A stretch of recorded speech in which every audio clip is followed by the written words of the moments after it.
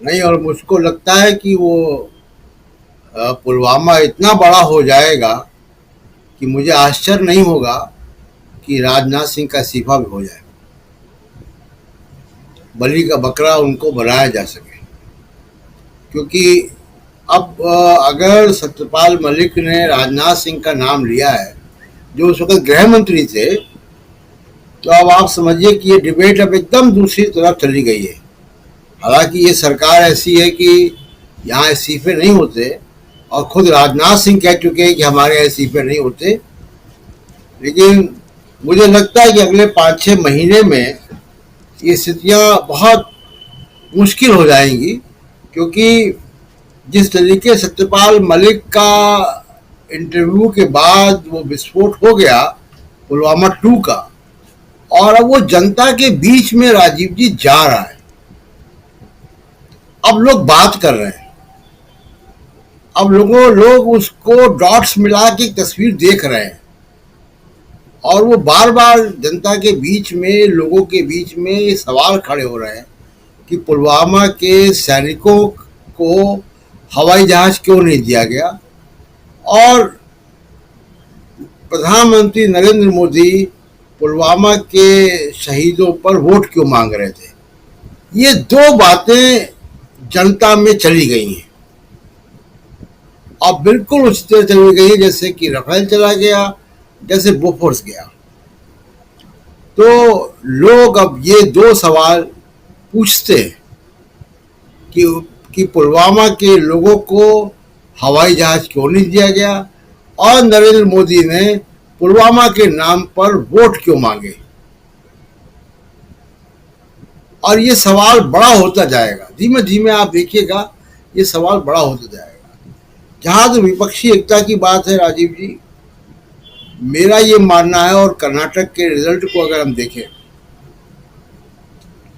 और मैं 89 के इलेक्शन से लेकर अब तक के इलेक्शन, जो बहुत सारे इलेक्शन एनालिस्ट बैठते हैं टीवी चैनलों पे, और हम लोग भी उसमें बैठते हैं, मेरा ये बहुत फर्म मानना है राजीव जी कि जो माइक्रो मैनेजमेंट पे बहुत ज्यादा फोकस होता है, चुनाव माइक्रो मैनेजमेंट नहीं बना जिताता हराता है। चुनाव जिताता है आपका नैरेटिव, आपकी बातें। और माइक्रो मैनेजमेंट तो आज की तारीख में राजीव जी निर्दलीय उम्मीदवार के पास भी होता है। मैं तमाम चुनावों में जाता हूं, अभी हम लोग कर्नाटक के चुनाव में थे, उसके पहले मैं उत्तर प्रदेश के चुनाव में गया बहुत सारी जगह। छोटी पार्टियों का भी जो कैंडिडेट है, और वो अपनी कार में अगर वो जा रहा है कन्विंसिंग करने, तो उसके पास दो लोग होते हैं दाएं बाएं बैठे हुए कार में। एक होता है यंग लड़का जो उसका सोशल मीडिया मैनेजमेंट करता है, यूट्यूब, फेसबुक, ट्विटर मैनेज करता है, इंस्टाग्राम मैनेज करता है, और दूसरा होता है डेटा वाला आदमी, जिसके पास पोलिंग बूथ वाइज डेटा होता है, कितना वोट पड़ा था, कितना कौन समाज है, कौन लाभार्थी है, कौन नहीं है, पूरा डेटा लेके वो चलता है लैपटॉप लेके। तो ये माइक्रो मैनेजमेंट कोई अब बहुत बड़ी चीज नहीं रहेगी, ये सबको मालूम है कैसे होता है। कुछ हजार रुपए में डेटा वेटा मिल जाता है आजकल सब जगह, और वो इलेक्शन कमीशन के डेटा को उस पर काम करके एक डेटा, क्लीन डेटा बना लेते हैं। ये पूरे देश में हो रहा है, तमाम एजेंसियां जो ये काम कर रही हैं। तो माइक्रो मैनेजमेंट पे बहुत फोकस नहीं होता है। चुनाव की हार जीत नैरेटिव पे तय होती है। आज की तारीख में लोग हमेशा एक बात कहते हैं राजीव जी, कितनी डिबेट में आपने भी सुना होगा, कांग्रेस के पास ग्राउंड मैनेजमेंट नहीं है, जमीन पे लोग नहीं है। तो अब बीजेपी के पास ग्राउंड पे लोग हैं, एकदम पोलिंग बूथ तक, पन्ना प्रमुख। तो कर्नाटक में इतनी डिसाइसिव हार कैसे हो गई? अगर पन्ना प्रमुख चुनाव जिता सकता था, तो कर्नाटक में इतनी निर्णायक हार कैसे हो गई कि 11 या 13 मंत्री हार गए? तो इसलिए मैं कह रहा हूं कि नैरेटिव बहुत इंपॉर्टेंट है चुनाव में। अब नैरेटिव कौन दे रहा है? नरेंद्र मोदी और आरएसएस के खिलाफ नैरेटिव इस देश में एक ही आदमी दे रहा है, राहुल गांधी। और कांग्रेस को ये सोचना है कि राहुल गांधी का जो वैचारिक नैरेटिव है उसको वो जमीन पर कैसे ले जाएं। पहली बात कि उसके साथ आए, कन्विंस हो, अपने आप को कन्विंस करें, क्योंकि बहुत सारे कांग्रेस के नेता अभी कन्विंस नहीं है, मुझे लगता नहीं है। जिस भी कांग्रेस के नेताओं ने वो पीछे के रास्ते से पीएफआई और बजरंग दल का मैनिफेस्टो में कर्नाटक में पॉइंट घुसवाया था, वो राहुल गांधी के नैरेटिव से सहमत लोग नहीं हैं। क्योंकि जिन मुद्दों पर राहुल गांधी चुनाव लड़ना चाहता है उन मुद्दों पर नहीं लड़ रहे। वो कुछ और योजना के तहत गए थे, वहां पे कामयाब नहीं हुए, बात अलग है।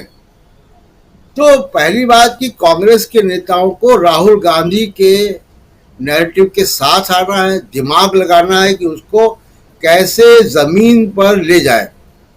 आपका मुकाबला सिर्फ एक पॉलिटिकल पार्टी से नहीं है, आपका मुकाबला एक ऐसे नेता से है जिसके अंदर तानाशाही के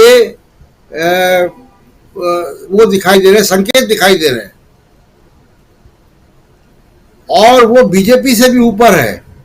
आपका मुकाबला एक ऐसे निजाम से है जहां पे एक मीडिया का बड़ा हिस्सा आपके खिलाफ है। आपका मुकाबला ऐसे लोगों से है जहां पे आपको एजेंसीज जो है वो पॉलिटिकल पार्टी की तरह बिहेव कर रही हैं और अदालतों से राहत नहीं मिल रही है। सोचिए कितना मामूली केस है डिफेमेशन का। राजीव जी, मैं कई चैनलों का संपादक रहा हूं और आप भी संपादक हैं। डिफेमेशन के केसेस को कितनी आसानी से हम लोग डील करते हैं। अभी भी एक नोटिस आया हुआ है जिसका पता नहीं क्या हुआ। तो डिफेमेशन जैसे केस में जहां पे जो मीडिया हाउस है उसमें 5, 6, 7 डिफेमेशन केस हर सप्ताह आते हैं। ये भावना आहत जो है वो गैंग बहुत बड़ा है। तो डिफेमेशन जैसे मामूली केस में राहुल गांधी को अदालतों से राहत नहीं मिल रही है। आप समझिए कि योजना क्या है। ये कौन जज हैं, कैसी अदालतें हैं जो इतने छोटे केस में वो वेकेशन के बाद पहुंचा दिया उन्होंने। कहने का मतलब राजीव जी ये है कि ये बहुत ही एबनॉर्मल सिचुएशन है, ये सामान्य स्थिति नहीं है।